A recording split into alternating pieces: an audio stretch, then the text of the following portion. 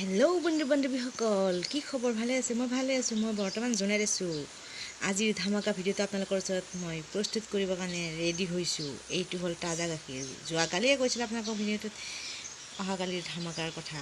আজি এই আমুল তাজা গাখীৰৰ ধামাকা হ'ব। আপোনালোকে ভিডিঅ'টো একদম শেষলৈকে চাব।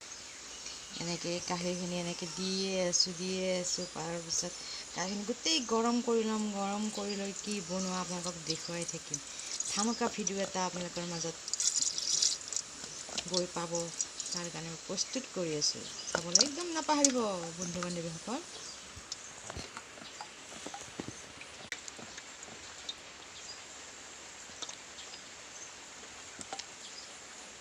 তাৰপিছত পূৰা উতলাই ল'ম। উতলাই লৈ তাৰপিছত কি বনাওঁ আপোনালোকক দেখুৱাই থাকিম অতি সহজ পদ্ধতিৰে। জহা চাউলখিনি 10 মিনিটমান তিয়াই থৈছিলোঁ। তিয়াই থৈ পেলাই কুকাৰত দি দিলোঁ।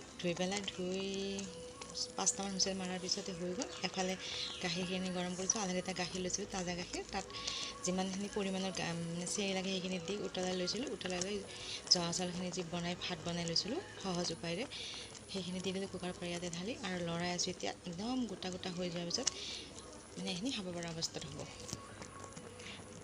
বা বাদাম খিচমিচ নিদিলেও এনেকৈ জহা চাউলৰ পায়স বনাই খাব পাৰে। নাথাকা মানুহবিলাকে কেনেকৈ খাব? এনেকৈয়ে খাব।